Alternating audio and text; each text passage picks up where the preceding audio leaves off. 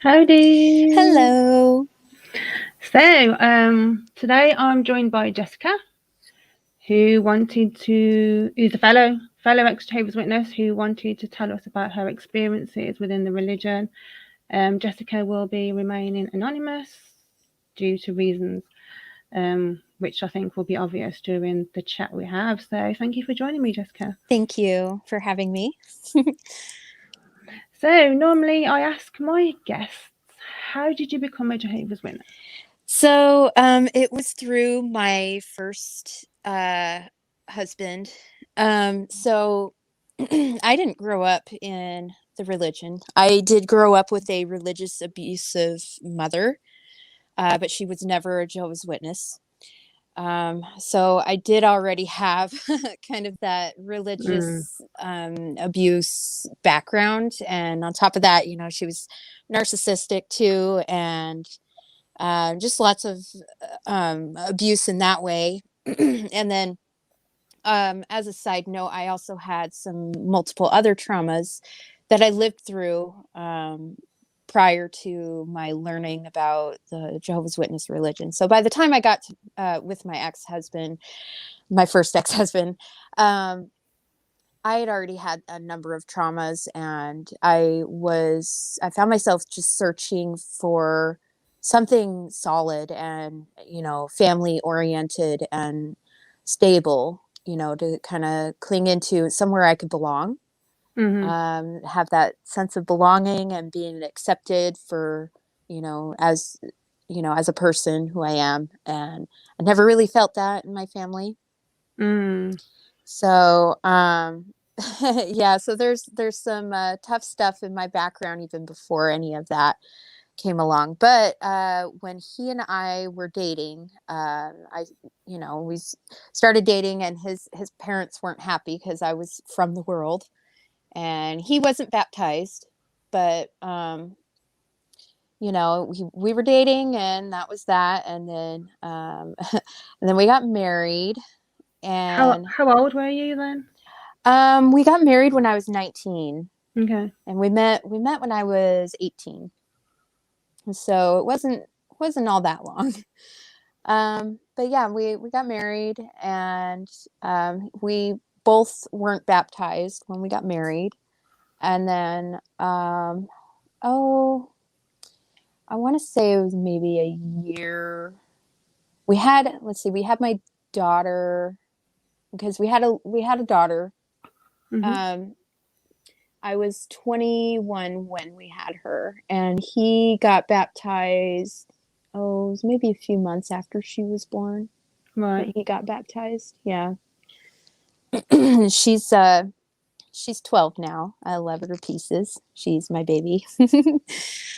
And well, anyway, so that's kind of how I came in. I mean, I was an unbaptized publisher for many years before I ever got Right. baptized. And I actually, when he and I divorced, I still wasn't baptized. So the baptism thing will come later on in my story.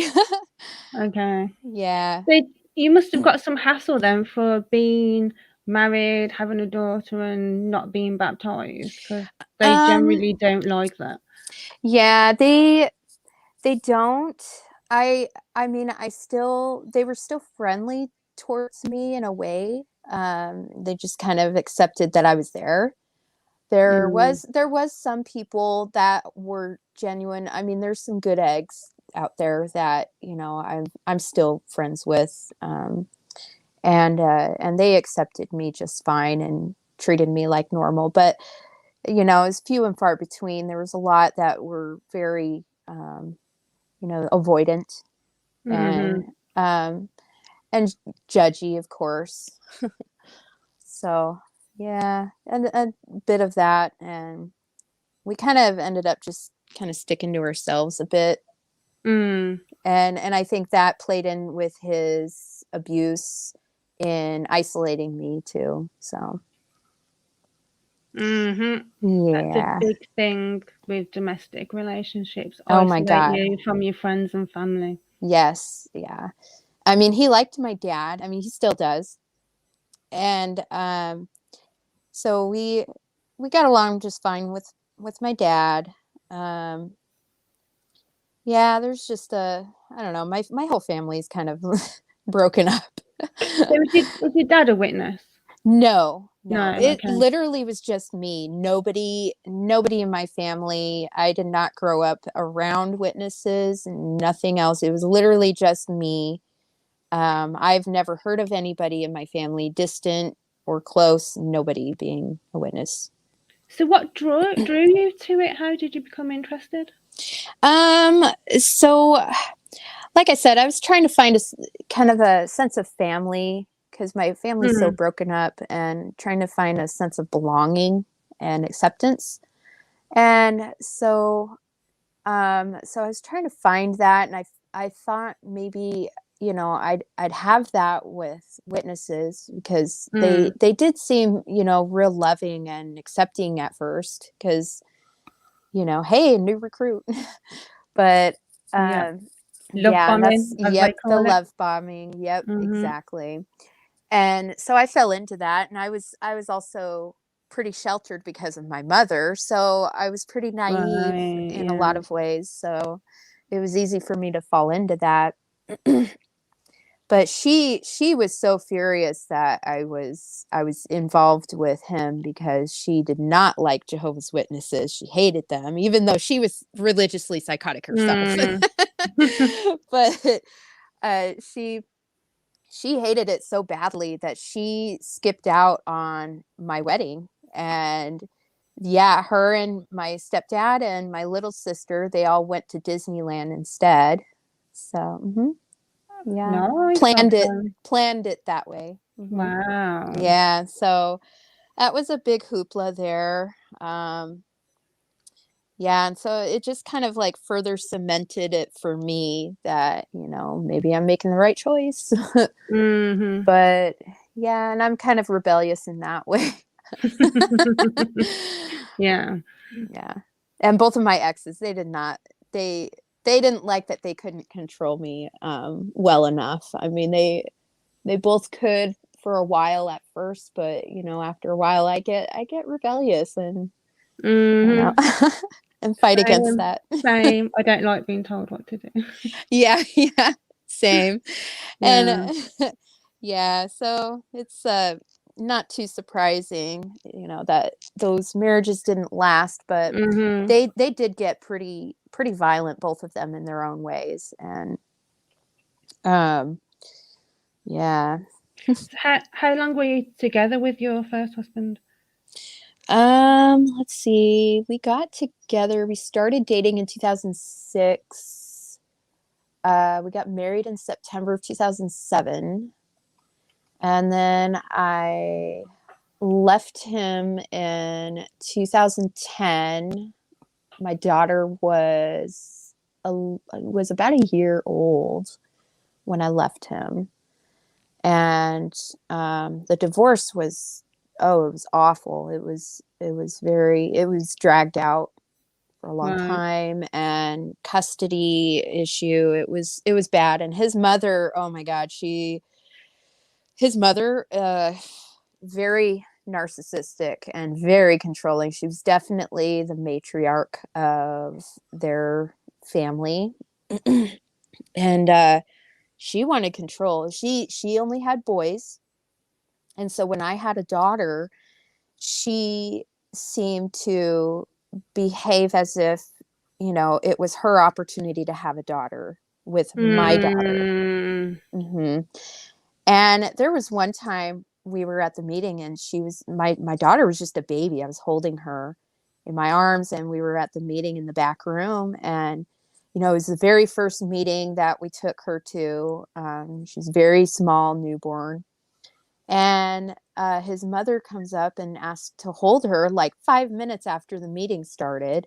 And I was like, no, I just want to enjoy her for now. Maybe, maybe in a little while, and she grabbed my daughter's binky, or her pacifier, and she threw a fit, and she threw the pacifier at me, and it hit my daughter in the face. Yeah. Wow. Yeah, so that's his mother. She didn't get her way, so she threw a hissy fit about it. And yeah, oh, his mother is a piece of work. I do not like that woman. Yeah, she Yeah. doesn't sound like a great person to be around. No, she's definitely a gaslighter too. There was a number of stories Mm, where she, I would recall a conversation, we'd all have a friendly one even. And she would be like, "Oh no, it didn't happen that way. It was this way," and try to give herself credit on something. And it was completely twisted to how things actually happened. And so she did a lot of gaslighting, and then of course the enablers of that family, they all back her up and everything. mm, Yeah, that's what they do. I can imagine. Yeah, so she was very heavily involved in the divorce, because she wanted that control. And she even wanted to be part of the parenting plan. She wanted to be worked into the parenting plan, and I'm like, no, this is a parenting plan, not a grandparenting Mm, plan. Like, this is between me and your son to yeah. schedule out, a parenting plan for our child. So she didn't, thankfully, years later, it took years, but he's wisened up to her behavior. And there was one time I was on vacation with my second ex-husband, and she all of a sudden just texted me that, and my daughter was with her dad, but she texted me that, uh she my daughter was grounded, and that she still wanted my daughter to come over to visit her, but Right. that her dad said no because she was grounded, and she was asking me to back her up and not her dad. And I said, no, if she's grounded, she shouldn't be going and visiting you. She doesn't get that privilege. She doesn't, get to go and have fun if she's grounded. And she just went livid. She went berserk because I backed up her son, that, on disciplining our daughter.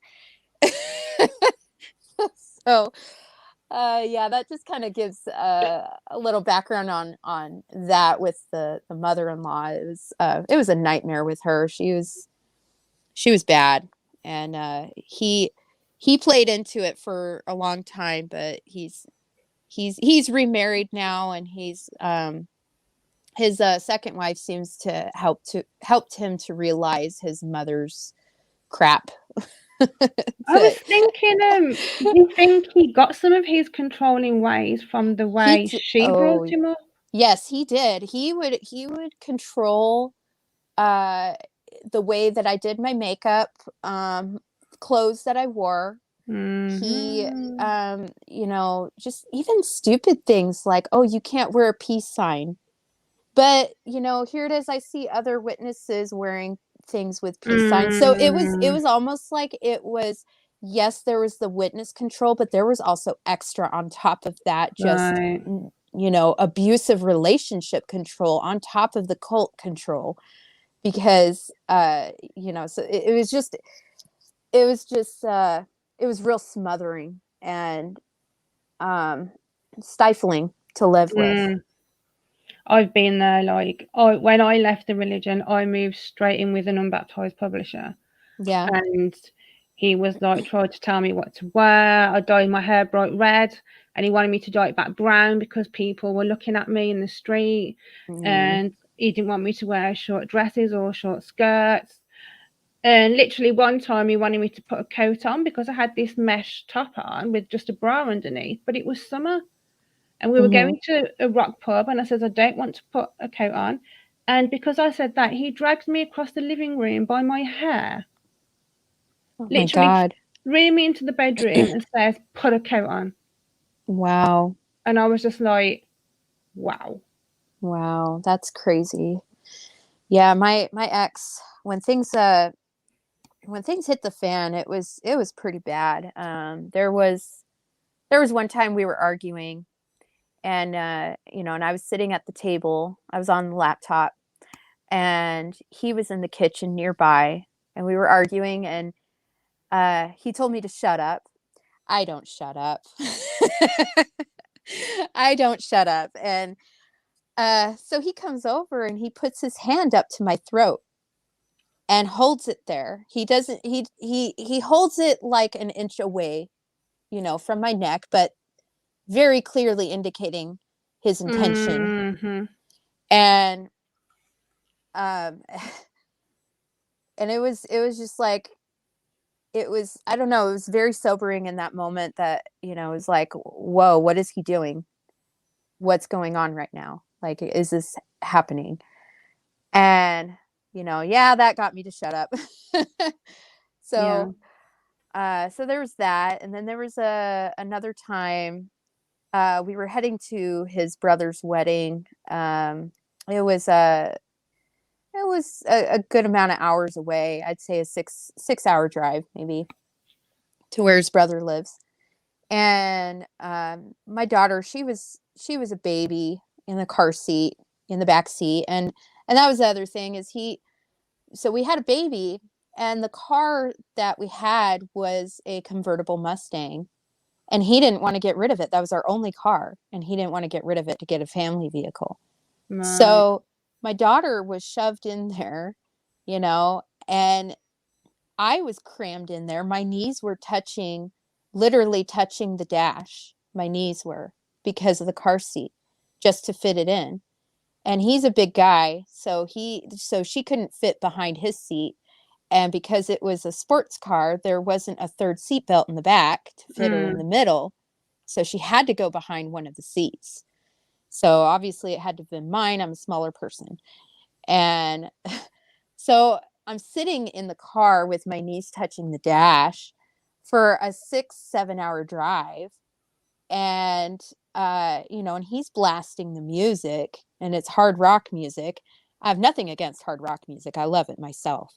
But, blasting it like that for an infant's ears is not good. And in a small car, that's really not good. And she was crying. So I turned it down. He turns it back up. I turn it down. He turns it back up. We go back and forth. And, after a little bit, he grabs my hand, my fingers, and he starts crushing my fingers in his hand. And, and then he threatened, do you want me to pull over and leave you on the side of the road? Wow. And we were in the middle. We were halfway down there when this happened. So I would have been left in the middle of the nowhere, and there was no signal. And, I had no way of really being able to get a hold of anybody. I'd be stranded on the side of the road. And he would no doubt have taken off with my daughter. So Wow. it was like I just had to kind of endure it until we got home. And yeah, Wow. it was pretty crazy. We have a So comment from Cassandra the Truth. The court members get away with physical and sexual violence against their wives. absolutely, they do. It's true. I mean, was anyone aware of what was happening with you? There was a number of people who didn't like him. There was, but I didn't know a whole lot of them all that well at this point in time. I really didn't make a whole lot of friends until, a while later, especially after the divorce and everything. So I was still kind of alone in a lot of ways. So yeah, it was oh God, don't even get me started with the sexual stuff, which I don't mind, talking about. That's fine. He did do some sexual abuse too. And um he wanted to do things in a different area. And I don't like that. I was 100% against that. I'd never wanted to do that, but he did. And I'm a very self-sacrificing person, and I'm the type, I want to take care of my partner, make my partner happy. And I unfortunately, I gave in and I let him, and it hurt so bad, physically and mentally and emotionally. I'd be on the toilet crying my eyes out in pain, and there were times I was bleeding from it, and he didn't care. He would go back out to the living room, watch TV. He didn't care that I was crying in the bathroom. Wow. He didn't do anything. What an And asshole. yeah, and there was one time 6 months after we were married, I woke up in the middle of the night and my rear end was propped up and he was rubbing himself against me. I woke up like that. I I was like, what is he doing? What's going on? And I don't know. And and I was real quiet the next day and tried confronting him about that. And he kind of denied it at first. And then after a bit, after I pressed it and I was like, trying to say things to get him to admit to it, and finally he did, and he kind of did a half-assed apology, not really all that sorry. Mm-hmm. Yeah. So, I mean, there was that, and Cassandra the Truth said sleep rape. yeah. A lot of stuff you're saying about your ex is ringing true with mine. Like, he used to wake me up, like, I'm not a morning person, so I'd get up about 9, and he used to, like, wake me up at 6 o'clock in the morning trying to stick it in me from behind. And I'd be like, Jeez. get off, I'm trying to sleep. Right. So then Right. obviously he'd start pleasuring himself. Mm-hmm. So I'm lying there still trying to get back to sleep, and the bed's But you're vibrating. still And you're I'd be still like, aware enough to know what he's doing. so I'd be like, do you mind? And Right. he'd be like, well, if you're not going to give it me, what can I do? I was like, fuck off and do it somewhere else. Right. Go to So the then, like, he'd bathroom. be like, and then, like, he'd get out of bed. But I'm just like, Jeez. it's just like, and then he did used to, like, try and pressure me into playing, like, silly sex games that I didn't want to play. And I was 21. I'd come out of the religion. I was still a virgin until I left and got with him. So Mm-hmm. you're not exposed to all this sexual stuff. So then when he's trying to make me play all like these seedy sex games, I didn't realize until years later that it was like sexual abuse. I didn't Mm-hmm. realize that. I just thought, oh, this was normal in a relationship. And then I literally couldn't have a shower without him getting in the shower and trying to have sex with me. Jeez. Yeah, And I really feel like they end up growing up with an addiction problem because they've been stifled from things so badly. And I mean, it was so bad with my ex. I'm not joking. He started watching bestiality porn. right, And I said, you know what? This is really gross. Why are you watching this? This is nasty. Like, he was watching people doing it with like dogs and horses and that kind of shit. Yeah. And he was like, I said, you really shouldn't be watching this. This is gross. What are you doing? And he said, yeah, I guess I better stop watching it because I'm starting to enjoy it.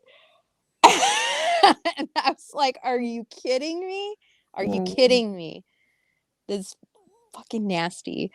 So, another thing about with it, I know I jumped to another topic, but back to his parents. Another fucked up thing with them is they actually celebrated holidays too. right, They did, and okay. So that whole family are all born in. They are all born in. I mean, his mother was born into it. His dad, he was born into it. So they they were celebrating holidays though, but they wouldn't call it that. They wouldn't call it, oh, birthdays. They would say, oh, it's so and so's day. Like, oh, right. it's Emma's day. Oh, it's Jessica's day. And they would give cards, but and sometimes they were actually legit birthday cards, but she would put stickers over the happy birthday part. I'm not joking. I'm not making any of this up. She would do that. And every year for all of them. Wow. And and there was even a picture of my ex and his brother opening Christmas gifts because she felt bad for them because they didn't celebrate Christmas and they would always hear about it at school. And so she felt bad that they never got gifts or anything like that. So there was one year that she gave them Christmas gifts for them to unwrap, and there's a picture of them unwrapping a Christmas gift. Wow. And In the Elders Manual, that's considered a disfellowship and offense. Oh, I know. And get this, that's the kicker, is when I left him, I told the elders all of this. I gave them all of the cards. I saved all of them. I gave them plenty of evidence of it. It's in their handwriting, everything. And, I heard that they went over and had a shepherding call with them. And they didn't, I never heard anything else after that. No sort of punishment, no disfellowshipment, no nothing.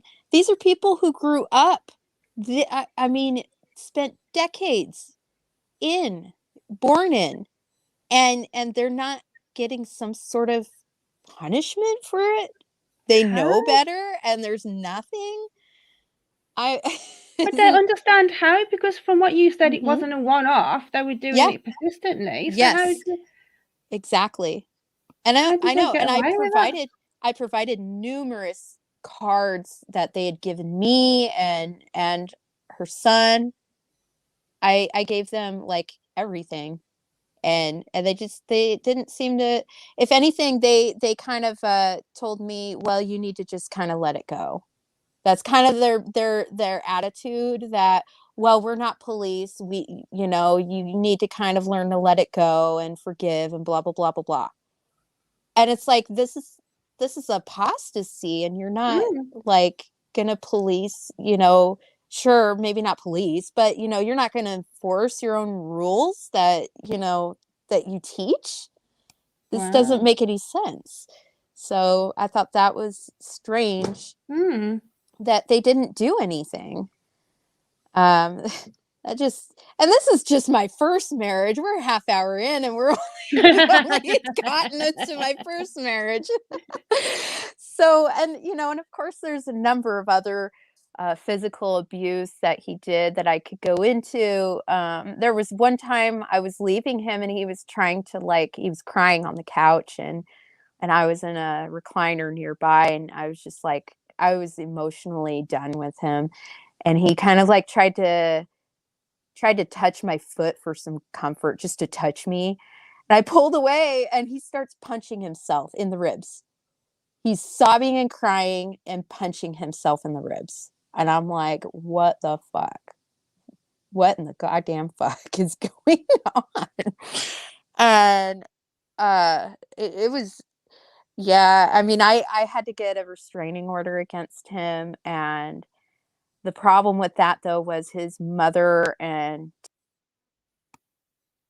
Oh, we've lost you.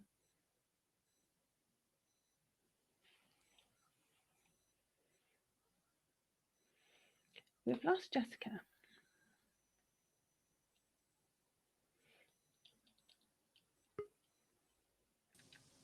And you're back. Hey, yeah, I don't know what happened. Just got booted off. But well, anyway, there was one time I got a restraining order, and his mother and his dad came by and picked up my daughter. They took off with her. They left with her, and I told them no. And so anyway, they left. So then my sister came and helped me pack up a bunch of stuff and leave that apartment and go to her place and stay somewhere safe, and that we would go and get my daughter in the morning, because it was late at night. It was middle of the night.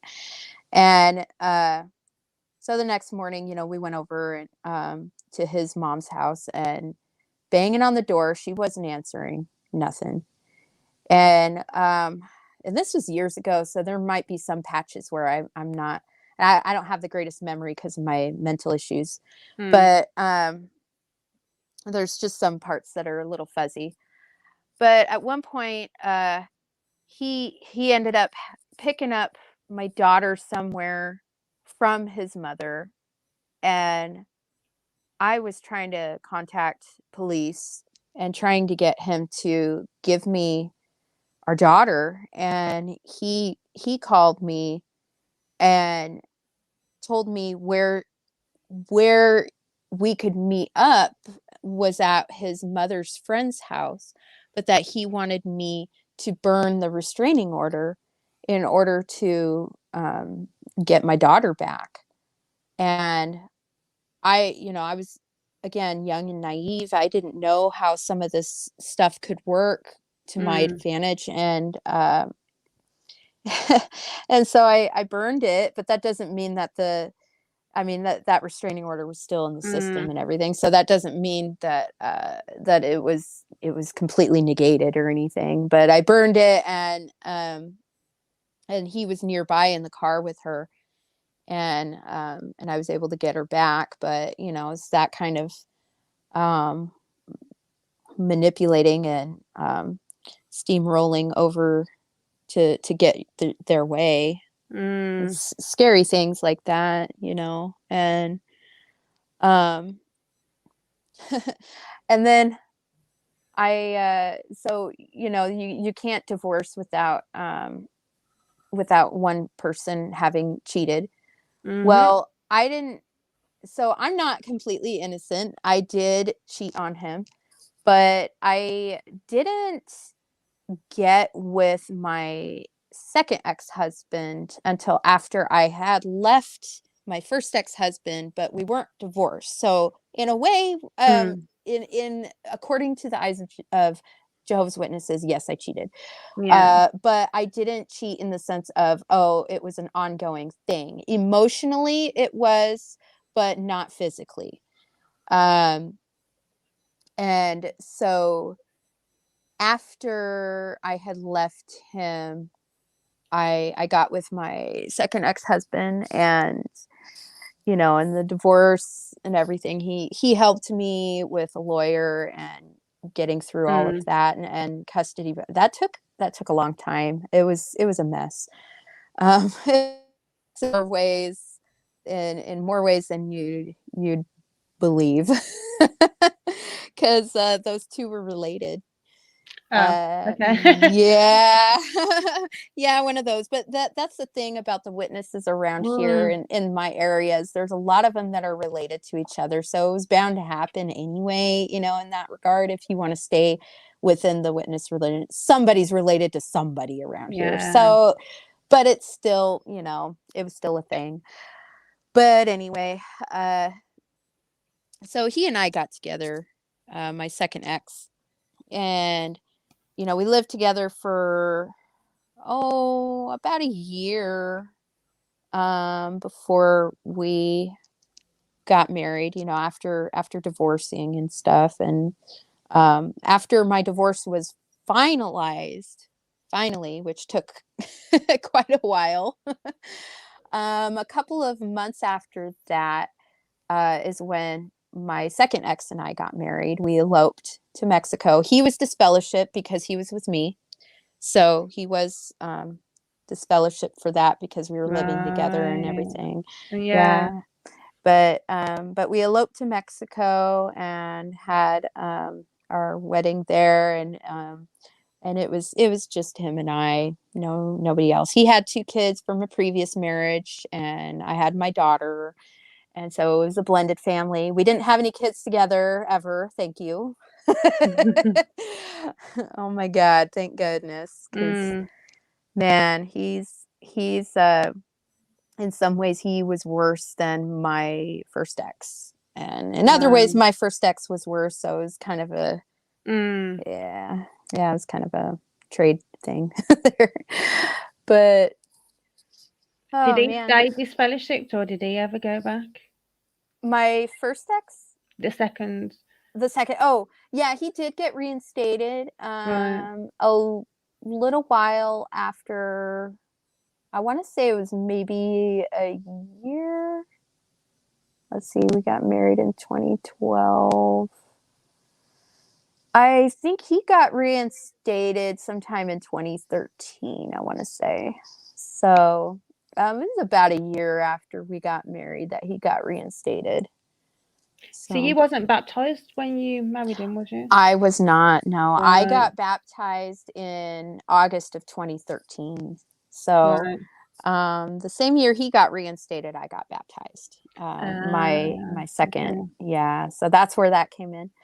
And they, it was funny because when I was going over the questions and stuff with one of the elders, he asked me, it's been like 6, 7 years you've been, on and off studying. How come you haven't gotten baptized? Well, one, I have really bad anxiety and panic attacks, and so things like that just, you know, it's too triggering, and it's just like uncomfortable for me in that way.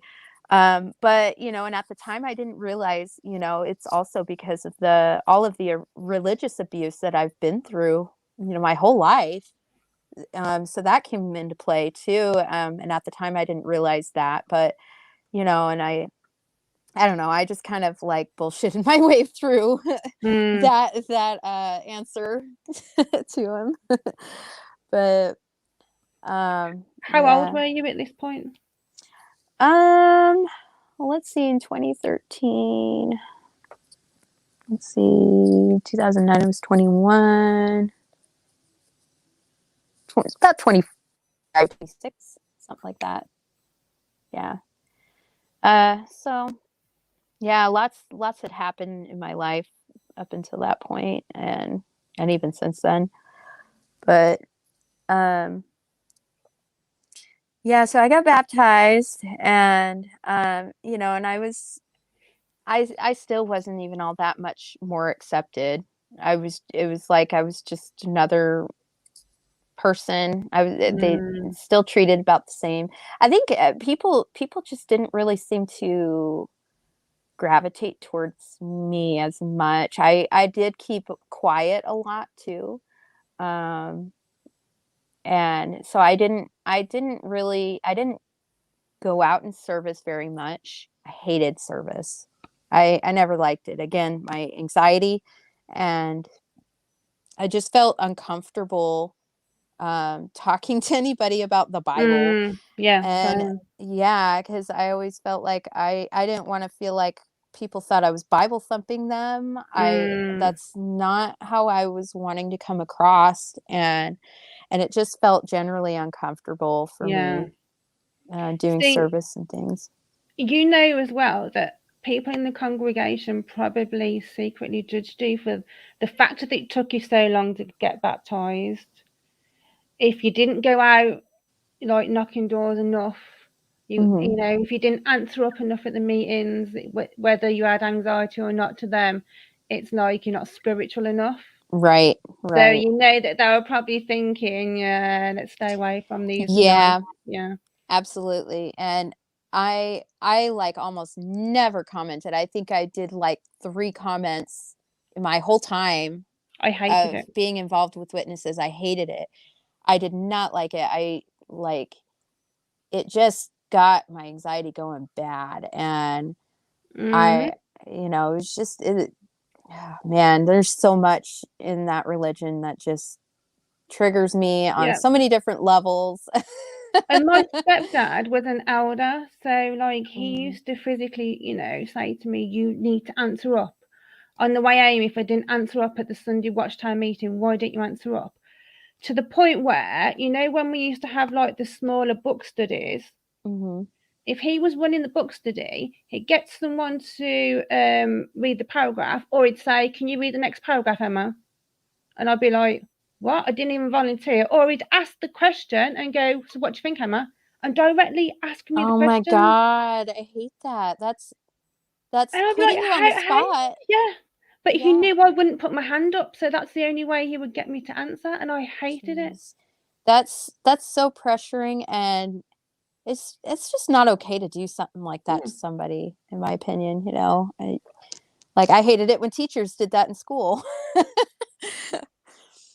I remember at school the teachers made me go for this test where they test whether kids have learning disabilities, Mhm. because they were concerned that I didn't volunteer to read, like in English literature when you're reading a book. I didn't volunteer to read any bits of that. I didn't put my hand up to answer any questions. So they thought I was a bit like, Slow.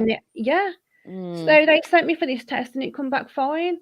And the reason was because I was forced to do it all the time as a Right. witness. I didn't want to have to do it at school as well, but obviously Right. the teachers didn't know about that. It's like, it's called introversion. Hello. Mm. Yeah. That's terrible. But giving talks, I remember looking back now, I know where my anxiety really started. I was supposed to be given a talk, and 5 minutes before, I passed my Bible with all my notes into my mum and said, I can't do it, you're going to have to do it. And she was like, what? I was like, I can't do it. So I gave her my stuff and I went out the back and I had to go into the bathroom. And I just felt like really shaky, ill, sick, everything. And I didn't know, and I now know it was anxiety. And I didn't do a talk for 2 years after that before I left because I just couldn't do it because it just Yeah. made me feel physically ill. It gave me headaches. Yeah. And I was just like, I can't do it anymore. Yeah. And I never it did. made me realise that's where my anxiety stems from. Yeah, exactly. I never did any talks or anything, even though I was definitely pressured by like my study partners. But I never did. Thank God. Mm, it was horrible. But yeah, yeah, it's man, I mean, even just raising my hand to try to comment just would get my heart racing, Mm, and mm. just I would get faint and, dizzy, and I couldn't even do that much. It's so bad. But And yeah, my my mum, she'd put her hand under our elbow and push her hand up. oh my gosh. And we'd be like, what are you That's doing? terrible. What are you doing? What do you want me to say there? As if they just know you're going to answer perfectly. Jeez. And then they probably would have gotten mad at you for not answering Mm. exactly as you should. Man, I didn't get why it was so important. I really didn't. It's just like, I don't either. It's too there's too much pressure in that religion to do all these things. And then the other thing is it's so smothering. It is so mm-hmm. smothering. It just completely takes over your life. You can't do anything outside of Jehovah. And like it's like you can hardly there's hardly enough time of the day to get a whole lot of the normal day-to-day stuff Mm. done, including, with work and everything. And then on top of that, you're expected to do service, you're expected to do study for the meetings, you're expected to go to the meetings. And heck, I remember when I first went into the religion, that I almost said the truth, so I guess my deprogramming is Habit. still in the works. But I when I first was in, I remember there was the 3 meetings a week. Mm-hmm. And um and that I thought, God, that was overkill. That's a lot. That is a lot. That, like, why? Mm, It yeah. doesn't have to take over your life. Your faith should not take over your life. It should be a supportive role to your life, not Mm-hmm. taking over. And there's a difference. And even if you're not even religious, if you just dedicate some time to whatever it is that you feel internally, it shouldn't take over. I don't know, just Yeah, it's it's just a lot. it is a lot. Yeah. It was definitely a lot. It was exhausting. And then on top of that, if you have kids, if you have a family, Mm. you know, even that's a lot without religion involved. And then you throw all of these expectations in that you have to live up to constantly, day in, day out. And, you know, it's just too much. It was too much for me. Mm. And Yeah. yeah, my second ex though, do you mind if we go over an hour? Because No, I no, feel that's like fine. Yeah, yeah, yeah, yeah. okay. My second ex though, oh my God. So he was great, for a couple of years at first, I thought. And the charm, definitely a covert narcissist. I mean, Mm. if you want to, like, think of a covert narcissist, that is my second ex-husband to a T. he was very much the charmer and, and romance and flowers and gifts and blah, blah, blah, surprises, all of Mm. that. And, over time that his facade was flaking away, and it became to where he wanted this like super hot model kind of a wife, to brag about. It was more, he became more about that than just loving me as a person. And I'm sure he would argue everything that I say. Mm. Everything up and down, he would argue and twist back onto me. That's what they do. Mm. But he, over time, he ended up pressuring me to lose weight and do this and that. And mind you, I'm 5'3", and throughout the course of my marriage with him, I was on average about 130 pounds, and I still am. But I have a little bit of a belly, but it's not overbearing or anything. I don't Mm. care. I don't care if I have a flat stomach, but he was all about, wanting to have that flat stomach thing, and hot sexy wife. And Mm. yeah, and he was always wanting me to do like strip shows for him, lingerie, and very much the sexualizing things, and sexualizing me in an objectifying kind of a way. Mm. And so that it was almost like it was so he could brag about what he has, Mm. and like a status sort of a thing. And the other thing was, he grew up going on a ton of vacations. He grew Right. up going, because his dad was a travel agent for a long time, and they did a lot of, his dad was so popular as a travel agent. He did a lot of the Bethel tours and things like that. And so there was a lot of witnesses that would get on board for things like that, or even cruises, or, trips to Mexico and things like that. So there was, so he grew up with a ton of vacations. And so it became to where it was like an addiction for him. He Mm. I mean, when I it was funny to give you an idea. When I told him I wanted a divorce, this was in summer of 2020, and when I told him I wanted a divorce, he literally was like, he came in and he was begging me on his knees, literally begging me. And I say crying in quotations because I did not see one tear. Mm. He wasn't crying. He was just trying to sound like he was crying. But he came to the edge of the bed. I was laying in bed, and he came to the edge of the bed, and he looked up at me with these fake begging eyes, and he was like, "But what about vacations?" And I'm like, I was thinking in my head, "Are you kidding me? Are you kidding Wow. me? Like, I literally just told you I want to divorce you. Your marriage is falling apart, and you're worried about fucking vacations?" That's how status oriented this man was. Wow. And yeah, I mean, that's how addicted he was to vacations. I tried telling him for years, you seem to have a vacation addiction, and you Mm. need to get some help. And and there was a lot of things that also were, I felt like at the time, were affecting him. His parents, after 36 years, they'd gotten divorced. His dad cheated on his mother with a girl who was 19, and his dad was in his 50s. And yeah, and they're married now. Yeah, yeah. She's I want to say she's like barely, I don't know, 23, 24 now.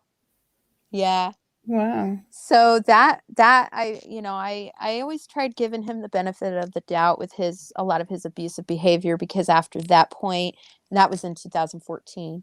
After that point, I started going to therapy for my other things in the past. Which also helped lend to me waking up about abuse and recognizing signs and things like that too. Even more, that kind of woke me up to a lot of behaviors. And so 2014 was kind of a beginning marker of when he started amping up his behavior and abuse towards me. So, but like I said, I tried giving him that benefit of the doubt that his parents, you know, it's really hard on him and he's just really struggling with it because that was like a foundation thing for him. He's never been through any sort of trauma before. So this is like his first real like major trauma, besides his first divorce. Um, and so I don't know. I guess I was just trying to help him. And I tried encouraging him to go into some therapy and get some help with processing these things. And he just always came up with excuse. Oh, money, or, you know, time, this and that, and just excuse after excuse. And it was like, okay, well, money, you know, well, if we didn't go on a vacation, you know, for a while, why don't you just use that money towards therapy? You know, oh no, can't do that. So, yeah. You know, and there were a number of things around the home that we needed to have repaired, fixed up, whatever. And he didn't want to do that because he wanted to use that money for a vacation. And that was time and time again. There was a lot of things wrong with that house. It was it was a cute, charming little house, but you know, it did have its issues that should have been fixed up. But he wanted to use money for vacations all the time, and you know, and then he would buy me all these dresses and everything too. And look what I got you, and you know, look how I treat you because I buy you this because I want to see you in it. And it didn't matter if I liked it either. That was the thing, is he wanted to see me in it. It didn't matter if I liked the color or not, or the way it looked on me or not. It was all about him. Wow. And you know, yeah, it was like with these exes, it's like I was just some doll that they wanted to dress up and you know, just be this perfect little trophy wife. And you know, and I'm not like that. But you know, that ex though, there was one time, and I know this is going to sound like a lot like one of the stories I told earlier about with my first ex, you know, fighting and he was in the kitchen. Well, it was the same thing. I was at the dining table. He was standing in the kitchen cooking. And this is ex number 2. And we were arguing, and he told me to leave the room. He told me to leave, you know, leave the room, leave the kitchen, leave. And I said, no, you know, I was busy doing something at the dining table. I said, no, I don't want to leave. I'm busy working on this. I'm doing this. And, you know, we were arguing, and he told me to leave again. And I said, no. And then I kind of like turned my back with, I don't remember what it was I was doing, but I was doing something, and I ended up turning my back a little bit towards him. And not out of disrespect, just simply out of, you know, doing whatever it was I was doing. And he comes up from behind me, and he grabs me around my waist. He wraps his arms around my waist and lifts me up. And, you know, and I'm like, what the fuck is he doing? What the fuck is going on? All of our kids, our 3 kids were around. They were watching all this happen. He lifts me up, and, you know, and this is all in anger. And he's like trying to force me out of the room to leave. Well, I'm swinging my legs around to try to wrangle out of his grasp. And, you know, I finally broke free, and I got out, but he fell backwards, flat on his back on the tile. And he was like just laying there in pain. I didn't fall down. I landed on my feet. I was fine. And I just looked down at him and I didn't feel one bit of remorse. Not one bit. And I might have to take my headphones off here. My phone's getting low. I need to plug it in. But Okay. yeah, he fell flat on his back and he was just laying there like, oh, you know, in pain. And I just couldn't help but kind of like, I don't know, like it felt good. Yeah. That Inside you'd be like, huh, serves yeah, you right. yeah, exactly. Like yeah, served you right. You shouldn't have done that. And especially in front of our kids. Yeah. You know, and my stepson was autistic. He didn't understand, but my daughter and my stepdaughter, they saw it too.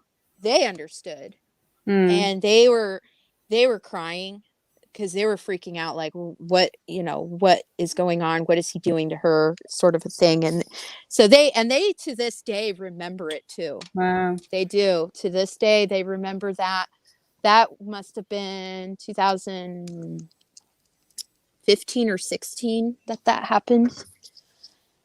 So yeah, so there's that. And towards the end, his behavior got really bad more towards the end, especially when I told him I wanted to divorce. You know, that's when he just went berserk. But I mean, even before that, I mean, it's like, as from 2014 and on, as the years went by, he started drinking. He started drinking more and more, and then, I mean, to the point where towards the end we were living with my dad because we had sold our house, and we were trying to get into another house, and so it was kind of an intermediary kind of a living situation with my dad. But my dad said, when I dumped him, you know, after he moved out and everything, my dad said that he noticed that he'd been drinking a lot. He'd be bringing home a lot of beer. And my dad said my dad grew up with alcoholics all around him growing up. He grew up with really bad abuse, physical and everything, from, you know, even when he was little, he was beaten up, and, you know, by drunks and everything.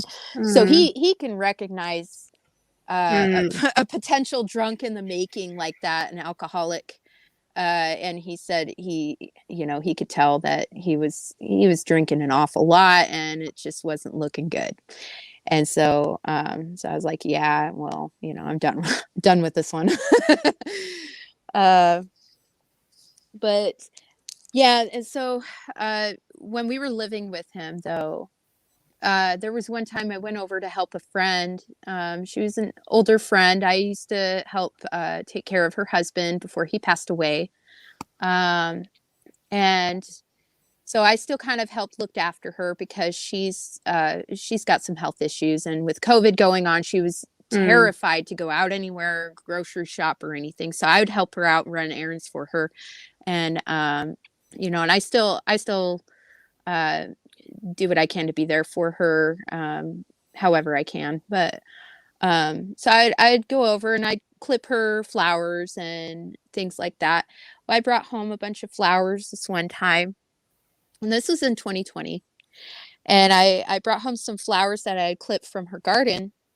And, you know, and I gave one to my dad. I gave one to my daughter, my stepdaughter, my stepson, and I gave one to my ex. And he everybody else grabbed it, and they were like, oh, thank you. And, you know, and they gave me a hug and everything, and they did something special with it or whatever.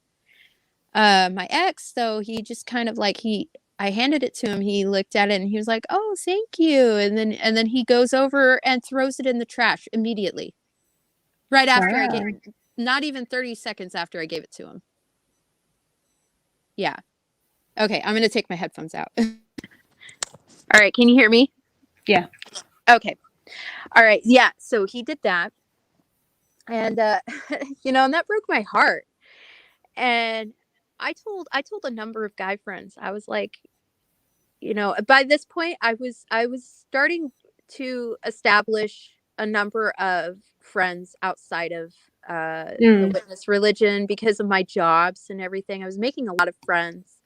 And so I was establishing a lot of friends outside, and and I was telling them some of the things that was going on, and I told them about this, and a number of them that don't even know each other, a number of these guys were like, "Oh my God, that's really cruel. That's really mean." If a girl, and my ex's excuse was, well, guys just don't appreciate flowers the way women do. And they don't appreciate being given flowers the way women do. And that was his excuse for throwing the flower away right in front of me, right after I gave it to him. And so when I asked my guy friends about that, they were like, "What? That's bullshit. I would love to be given flowers by my gal." A number of them told me that.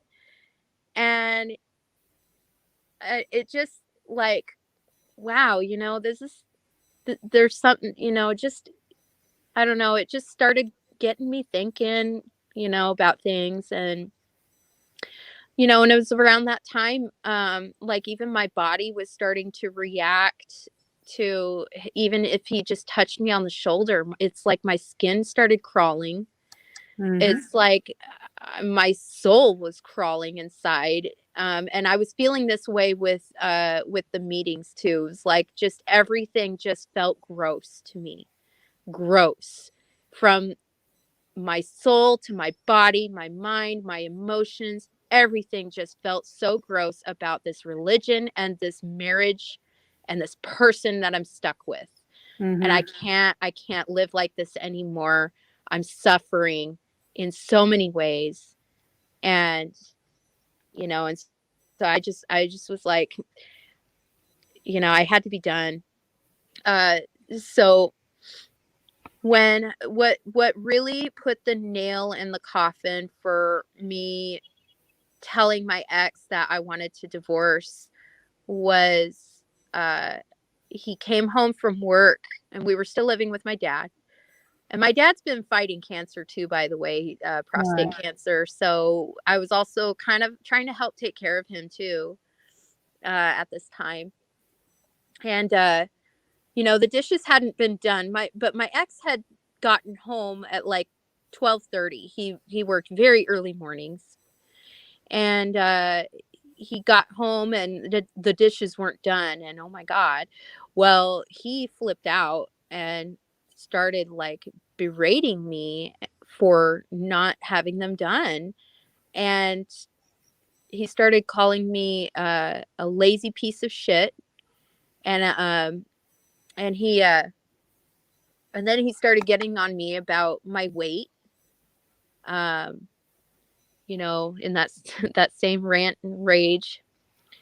And I actually have a text conversation with him. I could send to you after this, that the shows, in the conversation, because I did a lot of screenshots with this bastard. I did. And the screenshot conversation, though, I said, in the conversation, I was trying to text him like, "Hey, it really hurt my feelings that you did this, you said this, and blah blah blah blah blah." And he was saying, "I'm sorry that I yelled at you." And I said, "Okay, I'm glad you acknowledged that you yelled at me and that you're sorry for it, but you called me a piece of shit too. Are you going to apologize for that?" And he pretty much flat out refused to apologize for that. And in the conversation, and again, he said, I'm sorry that I yelled at you." And I said, "But you're not sorry for calling me a lazy piece of shit." And he said, "At the moment, I am not sure." Yeah. I'll send you the screenshot. After we're done here. It's so bad. I sent that to my now boyfriend. We were friends at the time. I didn't cheat on on this ex. I didn't get with my now boyfriend until after I had completely separated from my second husband. But anyway, I sent it to him because he was being a very supportive friend. And his response was, "WTF, what the fuck?" Like, that is fucked up. And he started getting pissed. And Yeah, and then on top of that, it was like not long after that. That's when I was just like, I can't do this anymore. Mm. I need to divorce, and so I, you know, broke up with him, and that started happening. And then the but what about vacations? And I know it's sad, but at the same time, it is laughable though too. Mm. But yeah, he started and just before I divorced or I dumped him, he was also GPS tracking me. And and there was one time I went to the grocery store to get some groceries, and he started texting me, "What are you doing? Why are you taking so long?" and blah blah blah. And I said, "I'm at the grocery store. I'm grocery shopping." "Well, but why are you taking so long? It shouldn't take this long," and blah blah blah blah blah. And it's like he's just overly suspicious, and I'm wondering, just a lot of things like that. It just makes me wonder, maybe he was cheating on me. And I've got a story about that, interesting, something I found out a few months ago. Okay. But we'll get to that. But so anyway, I dump him. He's already been GPS tracking me. So he starts hacking my phone. His dad helped him hack my phone through his dad's iPad. And yeah, this is how deluded the family is, because his dad was helping him. And I got a notification pop up on my phone that his dad's iPad had access to my phone. And so I went into Apple ID to try to change it. I couldn't, because he changed the password to that. So all the settings in there, I couldn't change. There's no way I could boot him off from hacking my phone and trying to watch my texts and phone calls. Wow. So yeah, so I called up, so I was friends with his first ex-wife and her husband. We were all good friends at one point, and then ended up being, just they don't like him. They hate him. So I called them up though. I asked her husband, I was like, "Hey, I need some help," because he's good with Apple stuff. So I said, "Hey, I need some help. I can't figure this out, and blah blah blah, this is happening." So my ex, because he had access, he saw that I was asking for help. So he calls up his first ex-wife and her husband and starts screaming at them and cursing at them to not help me, to not talk to me ever, ordering them to not talk to me. Wow. And yeah, and then I want to say there was another couple of people he did the same thing to, screamed at, told them not to talk to me. So yeah, so that happened. So I ended up having to go and get a whole new phone. I went into hiding because I felt like he was stalking me. My dad said he saw him drive by once, when he had a whole nother route that a number of other routes that he could have gone. He obviously was trying to keep tabs. So I packed up my bags and I left, and I went and stayed with some friends, and my daughter and I, because we were scared. I mean, things were so bad. Let me tell you, things were so bad with this ex. My first ex-husband and his wife were scared for me. Wow. That's how bad it was. Because I like, even with my first ex, I didn't have to go into hiding from my first ex. He wasn't like that. Not this level. And so I go into hiding, and for quite a while I had to get a whole new phone, transfer everything, and figure all of this shit out. And he he wrote out this quote heartfelt letter, this, I guess, love bombing kind of letter, trying to win me back. And it just was gross. It was gross. The way everything, ugh. I didn't even read the whole thing. I was so bad. I was having panic attacks nearly every day. It was so bad. I had to have friends read it to me or read it themselves, quietly and just kind of give me a recap because it was just too triggering. And so he did that. And then there was for trying to divide out assets. That was quite a headache. There was a number of times he was withholding things from my daughter's things, especially like her bed. So she has one of those loft beds. It's like the top half of a bunk bed, but with no bottom bunk. You can put like a desk underneath or whatever. Yeah. So she's got one of those. And so he wanted me to drop the restraining order to give me her bed back. And I was like, no, I just simply want her bed, and I'll give you this back if you give me her bed, just a simple trade. And and it was because his license plate for his new truck that he got that that he didn't need a fucking new car. We already had 3 cars amongst us. He had 2 of the cars. I didn't care about those. I just cared about my one. And he went and got himself a 3rd car, a truck, very expensive. This is how status oriented he is and materialistic. And so his license plate came in the mail to my dad's apartment. So I had his license plate, and he wanted it. So he could have it. And I said, okay, I don't mind giving that to you, but can I please have my daughter's bed? Just her whole bed, please. And so he was like, oh, this is extortion and blah, blah, blah. And he was doing this through my dad. My dad was being the mediator on this. And my dad tried saying, this is not extortion. This is just a simple trade. That's it. And,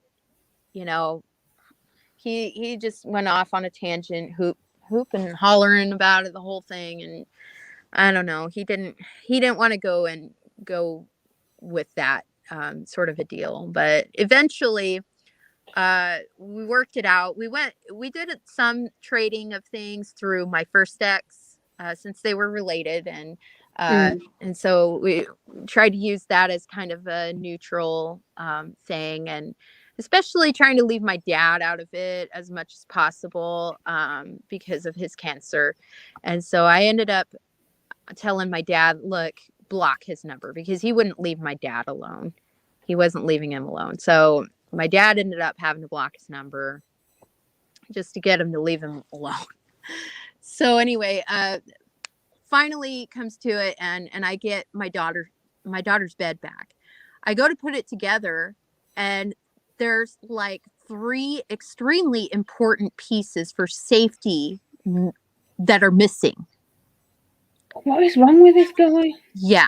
And I know because when we had moved, we put things in the storage unit organized. So all of the bed parts were all together. He purposely left those out.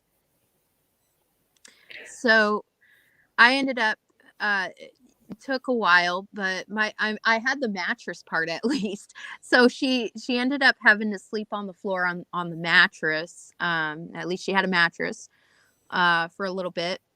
But we ended up finding a bed just like hers, only in a better color that I like better. It's exactly the same bed, but it's a better color. So we have that one now for her, and trying to sell the old one. But why would he do this to a child? I don't know. I think I'm echoing back for you somehow now. I don't know, but like, and I tried mentioning this to a number of other witnesses, and it was like, one of them, it was like, it didn't click. It's like, I'm telling them about all of this abuse and showing proof. I'm showing literal fucking proof of it. And they just kind of go quiet. Like they have no response, no, like, well, and then they just do that sort of like half-assed, follow the scriptures and blah, blah, blah type of advice. Your And daughter it's can't sleep on scriptures. She needs her bed. right. And it's like, who does this to a child, you know? And there was a number of other things that were hers that he was withholding too. That, like, her dresser, he was threatening to withhold her dresser drawers unless if I gave him a game console that was not listed in the divorce papers. It wasn't even listed. And he only said it was extortion when you had Uh huh. something he wanted. Yep. Yeah. So, yeah. So, and he was threatening to withhold her dresser drawers because because of that. It's just like a number of things. That's just He's pathetic. very materialistic, and and those are just some of the examples. And I've had to try to show my daughter, like, hey, look, I know you miss him, but Mm. there's I've tried to show her he really doesn't care about you, because why would he do this to you?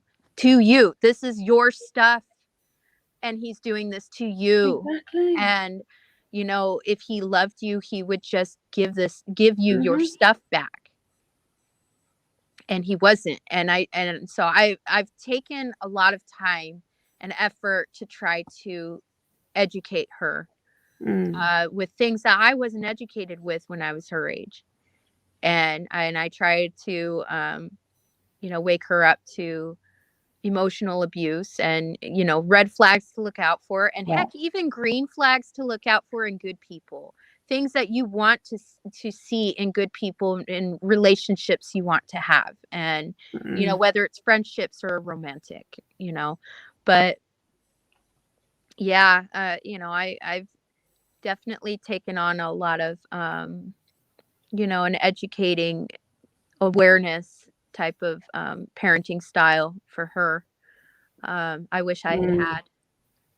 And and I'm with my boyfriend. He's not a witness. He never has been and part of any religion. And I am so happy. I am, like, legitimately the most happy in my life that I've ever been. I I have a cat now. I was telling you about this Mm-hmm. before. I have my cat. My second ex was staunchly against having pets, except for we did have a turtle, who sadly passed away before we had moved out of that house. But we did have a turtle, but he was okay with that because it was low maintenance, like extremely low maintenance, and Mm. no damage to the furniture or anything like that. But And wouldn't take too much attention off him. yeah, exactly. Yeah. Even though actually I ended up teaching that turtle to come up to the glass on the other side and kiss me. Like Right. yeah, I would say kisses, and he'd swim right up, and I'd put my lips on the outside of the glass, and he'd come up and put his little mouth on the other side. It was adorable. He was a really cute turtle. But yeah, so I've since I dumped him, I got my cat. I got him as a kitten, and God, I'm just so ecstatic. He's done wonder. He's an emotional support animal, Mm-hmm. on paper and everything. So he's done so much good for me. And my boyfriend is freaking phenomenal. He's amazing. He's the most supportive. He's so loving and loyal, and he is so fiercely protective of my daughter and I both. He looks at my daughter as if she's his own daughter. And he's definitely not protective in the jealous ways. Mm-hmm. I've made sure to, like, look out for things like that. But and the other thing that helps is we were friends for a number of years before ever even getting Mm. together. So I had a good amount of time to get to know him as a friend, um, before we decided to be together. And we've had a number of successes together as a couple. We're both artists, and he's a writer. He's got 3 novels out, and Oh. we just came out with our poetry book together. And so that just got released on Halloween Day. Cool. And so, you know, we've we've done a lot already. We've been together a little over a year, and just living real happy. You know, we're looking at getting a house. So just lots and lots of good. But he just is bonkers about my daughter and I, and he wants to marry me, but he knows the stuff I've been through, and Mm, he's trying to empower me. He's trying to teach me kung fu. He's teaching me self-defense moves. I've got a pistol crossbow, so he takes us out shooting archery and everything too. So he's you know, the fact that he's all about women empowerment, mm-hmm. and you know, that speaks volumes to me too, that he's not controlling. He's absolutely not. You know, if I feel anything, any anything that could be off, I, you know, I speak with him about it, and it comes to find out it's literally just the old scars in my head just freaking me Mm, out, just like worried, yeah. overly worried about, oh, is this happening again? And then, you know, oh nope, it's not. You know, that deprogramming, and that there's deprogramming for with toxic relationships, and then also with the cult. And Mm-hmm. it's, you know, it's so it's like I'm trying to double deprogram myself, and it's taking a long time. But he, you know, he knows I need that time for healing, and he knows I've come a long way, but you know, he knows that I still have a ways to go for that healing. Mm, And he's yeah. but he's really proud of me, and I'm gosh, I'm so honored to have him in my life, though. I It really am. sounds great. He is. I'm glad after you went through all that shit, Yeah, and I don't think I you even found a mentioned good one. everything. Mm.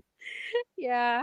But like you said, it can take years. Like my ex was 1996 to 1998, and Hmm. still now I'm affected by the stuff he did to me. So some stuff Yeah. you just never get over, and you still get triggers even after all that time. So Yeah. yeah, it's hard. Absolutely.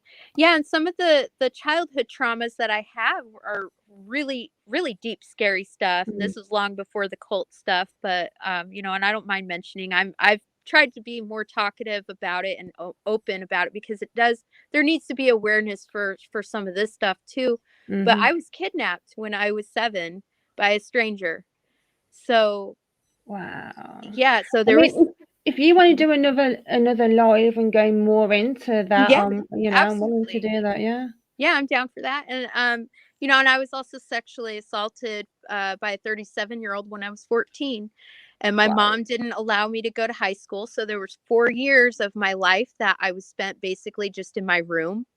I had nobody. I had the dogs that we had, that was about it. Maybe some online friends, but that was it. I didn't go to high school. So there was a lot of, so you see why that sheltering, how easily I fell into this cult, Mm-hmm. because and how easily I fell into that entrapment that they give you. Oh, we'll be your family. We'll be, you know, you can have a mother here.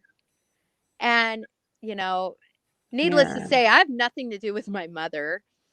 Um, and you know, it's just, there's a lot of things like that that just really lended to um my getting stuck in all the wrong Mm, things, because I, you know, I've always tried to have a good heart about things and goodwill towards others, and you know, just people after people taking advantage of that. And my boyfriend, he recognizes that, you know, hearing my story, and he thinks I should write a book. But I'm from like, I don't know about that. sounds like it. Yeah, yeah. I told him, hey, if you want to write a book about me, you know, interview me for that, that's totally fine. I don't mind doing that. But I kind of feel funny, you know, writing about myself like that. I don't know. Mm, But, you know, there's a lot of these themes, though, I've worked into my poetry. You know, there's all kinds of different poetry I've written, but you know, and they're in our poetry book. I would advertise my poetry book, but that would give my identity away. mm-hmm. But yeah, I wouldn't mind doing another interview if you wanted. Yeah. Yeah, there's yeah, like I said, a lot of stuff that I've been Mm. through, and yeah, Wow. I'm only 33, but man, I've lived a jam-packed life. Yeah, it sounds like it. Wow. Yeah. So when you left your second husband, is that when you left the organization? Yes, and Right. thank God I know this sounds funny, but thank God the pandemic was happening, because that allowed me to be able to cut off easily, Mm. so easily. I cut him off, and that was harder than cutting off the religion. The only thing that I had to really do with cutting off the religion was uh, so I still have a friend that's in the witness religion. She is a born in, but she knows my backstory, and so she's understanding why I've left. And we talk every day, every Mm. single day. She is like my sister from another mister. She's more of my sister than my actual sister, but Mm. my actual sister is kind of a bitch. So, uh, but she told me, hey, the elders are trying to get in contact with you. All they want to do is just make sure you're safe. And I said, okay, well, just tell them that I'm safe. And she was like, okay, they just want to know you're in a safe location, and blah blah blah blah blah. And I was like, yes, just tell them I'm safe, I'm okay, I'm everything's fine. This was when I was in hiding. And so finally, I she said, you don't have to, but they would like to hear your side of things, of why you're divorcing Brandon. Oh, I guess I shouldn't have said his name, but Mm. why you're divorcing him. And I said, okay, I'll type up an email. So I typed up an email, and it was a really long email. I mean, I listed out everything that happened in that marriage, and you know, and uh, and I even included screenshots of everything, Mm. conversationally proof, showing his behavior and his treatment of me and things like that. And I ended it with saying, I'm not willing to communicate any further than this. This is it. And I never said anything about disassociating.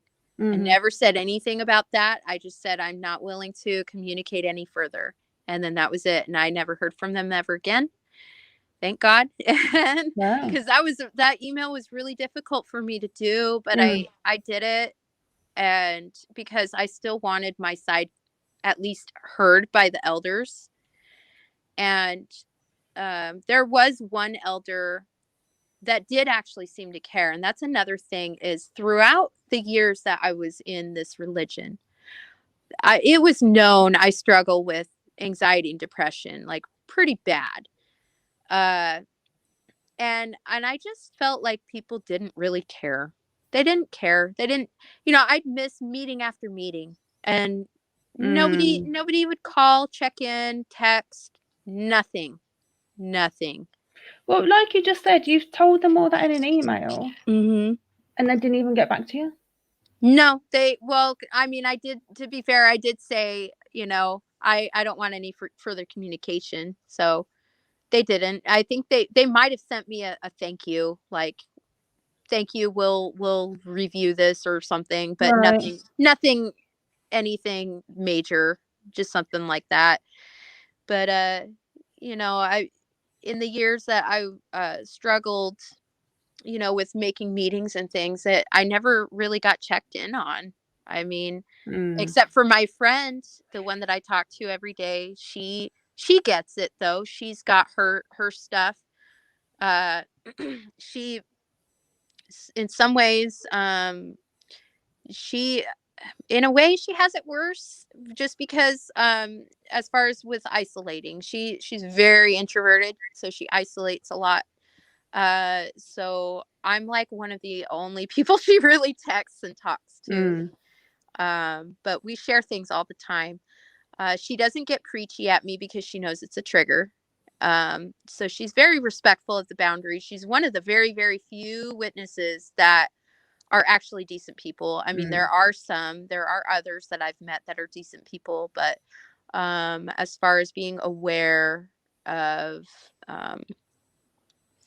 like mental health and being respectful of things like that, yeah, she's got my back.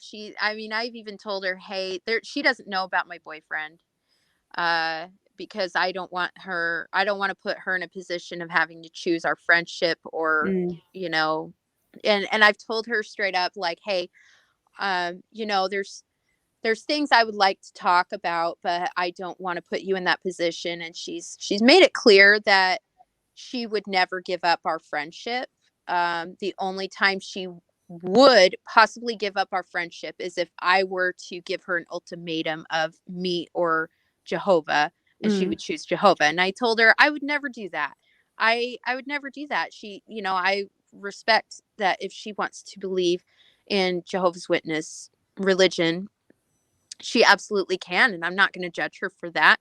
And I'm not going to, you know, do anything to try to persuade her otherwise. That's her decision. That's her choice. And I respect that. And she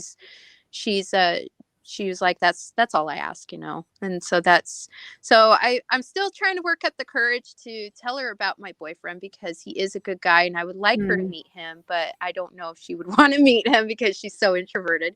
So I don't know. But,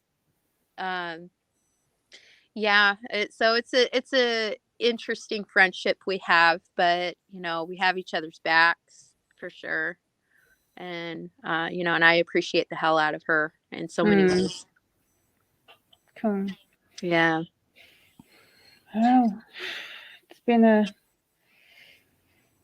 interesting chat. I mean, heavy, like, Yeah. you know what I mean? The stuff you've been through, and I feel a lot of it, because a lot of what you've said about your ex is exactly how my ex was. Yeah. It's quite scary how these narcissistic guys have such similar traits and such a lot in common. Oh, I know. Exactly.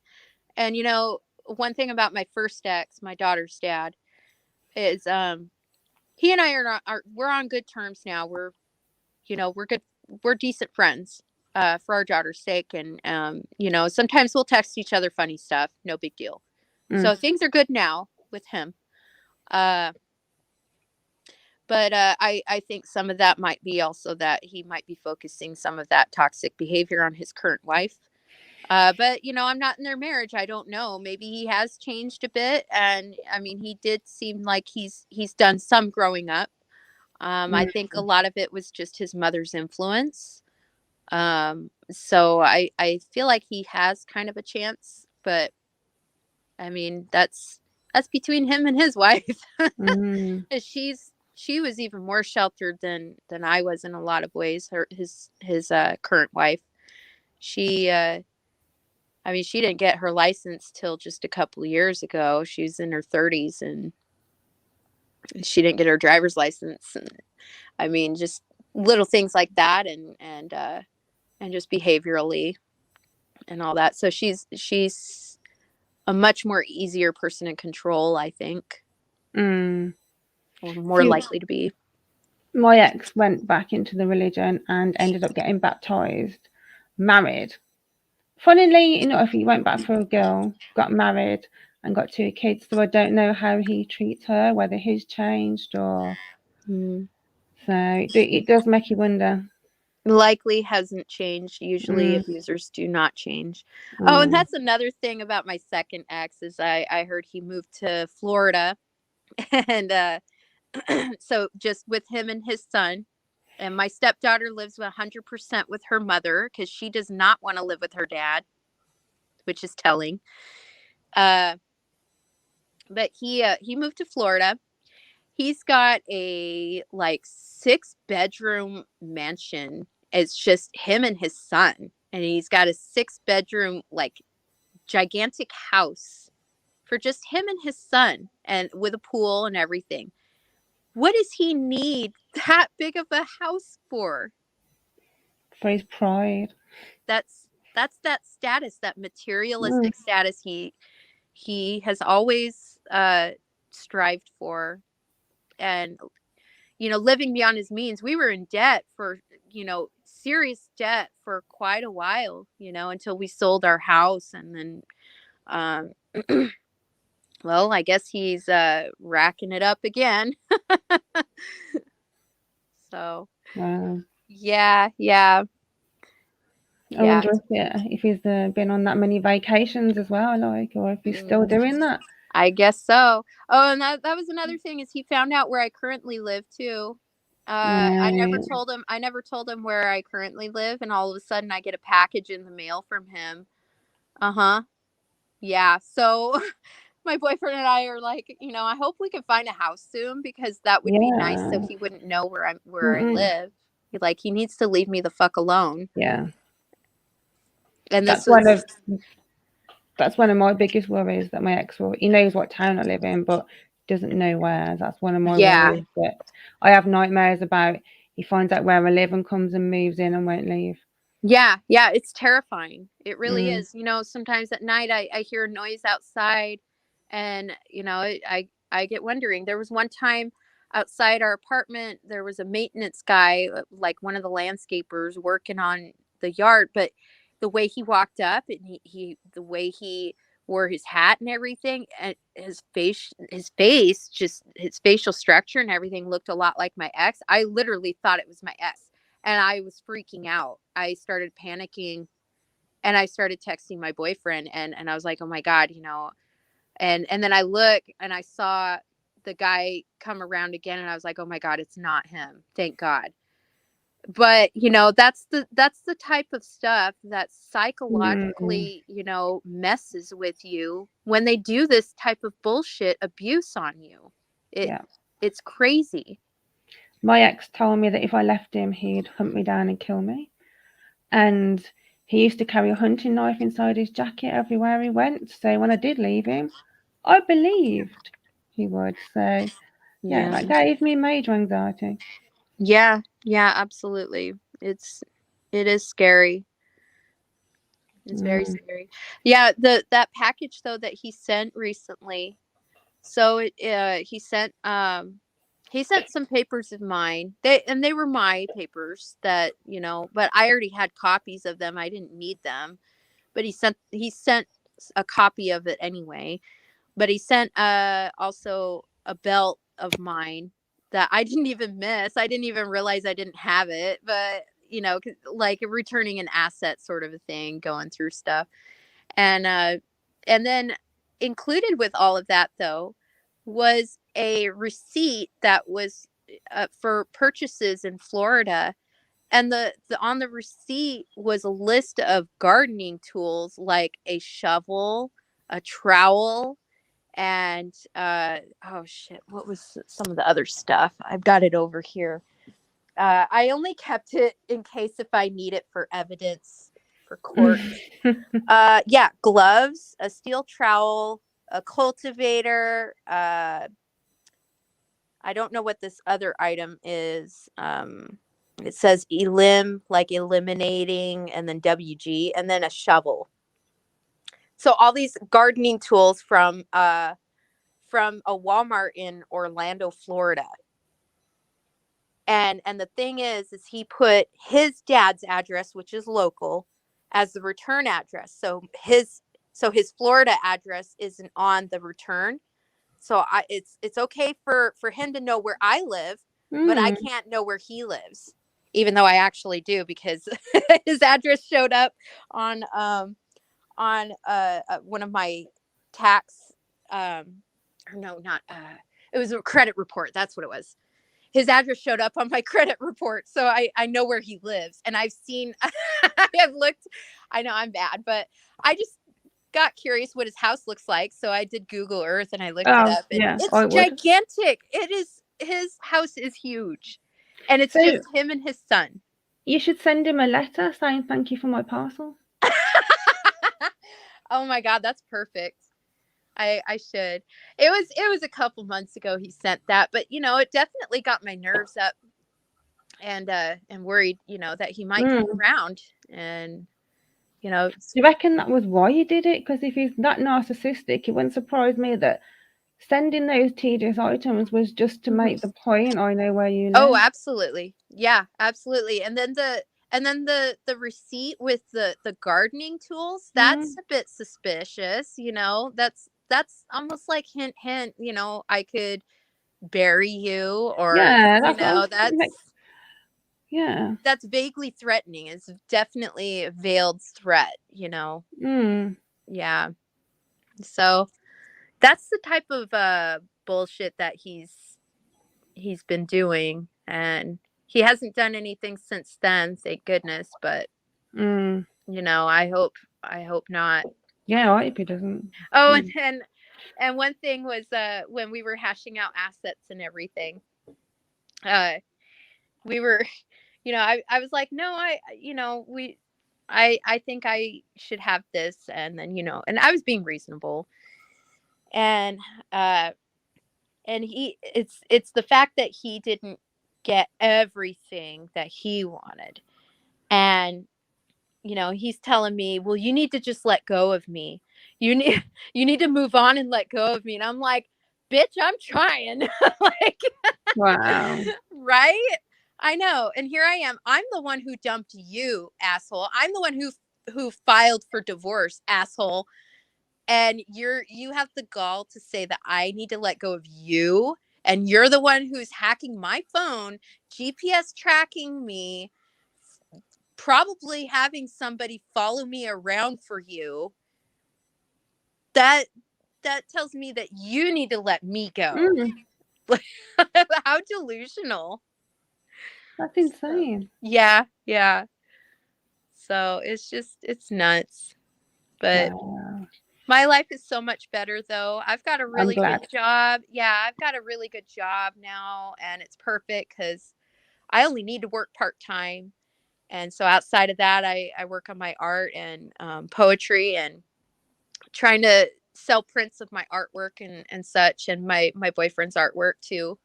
Cool. Um, so we play a lot of D&D, and that's a lot of fun. We have a lot of friends. That was another thing, is he and I, when my ex and I, we didn't have a whole lot of Mm. friends. And you know, I mean, occasionally, but not close friends that we did things on a regular basis with. Mm. And he struggled making and keeping friends, and always excuses too. I think he just didn't want people to be onto his bullshit.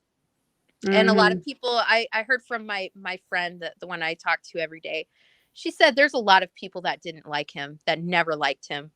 Mm. And even within the witness religion, a lot of people didn't like him. So it's like, okay, good. No, it makes sense why he moved to Florida, because he's got a really bad reputation around here now, especially after Mm. me. Yeah. You often find that, like, when I split up with my ex, like, who I thought were his friends, they were all saying to me, "Oh, I'm really glad, I'm really glad." And I was like, "I thought you were his friend." And they were like, "No, we were your friend." Wow. Yeah. Yeah, Yeah, shocked me. it is. It is. It's nice to hear, though, too, Mm, at the yeah. same time. Because then they stayed my friends for years after that. So, Yeah. That's good. At mm. least for that. And he met some of them at his work. So something tiny bit of good came from the relationship, I guess. So, Yeah.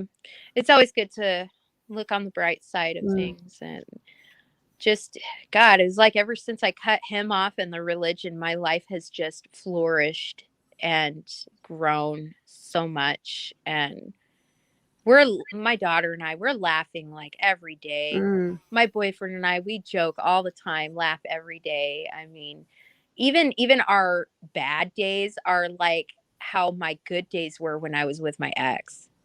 I mean, mm, that's just, I just am finding myself looking back on my life, and then I look around myself and I'm like, God, do I really have this life now? This is amazing. This feels amazing.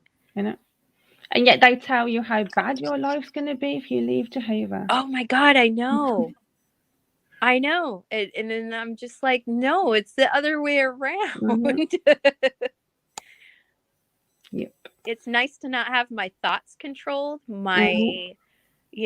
my choice in wardrobe and makeup and how I do my hair, everything, how I live, things that I Mm-hmm. believe, like, it's just nice. I'm not controlled. Yep. Freedom. Yes, total freedom. Total freedom. It's great. Yeah. Well, we're on to an hour and 48 minutes, so maybe Yeah. we should Yeah, no worries.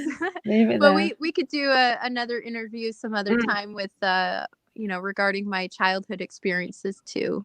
definitely, because it Yeah. sounds like it's connected to why you were searching for that connection with others. So yeah, Absolutely. definitely. So Yeah. Well, thank you thank you for again having for me on joining me. your Yeah, show. yeah. I mean, obviously your experience will help other people, and anybody else out there that wants to come, you can see it's a chill chat. Just come on, join. And like Jessica, if you don't want to be on camera, you don't have to. So if you want to get your story out there and help raise awareness, then just contact me. Yes, absolutely. I think more people definitely need to speak out about their Mm, experiences, even anonymously, just to let other people know they're not alone. yes, They're not alone in dealing with this. There's other people that are out there that can support you, even strangers. yeah. Because even some people who aren't ex Jehovah's Witnesses watch the video. And, you know, Yeah, they get yeah, to know what really goes on. yeah, for real. Yeah. So thank you, everybody who will end up watching this. What I'll do now, Jessica, is I'll play the outro video and then it'll bring us backstage. Okay, Okay, so I'll speak to you in a minute. alrighty. Oh, if I press the right button, it does help, doesn't it?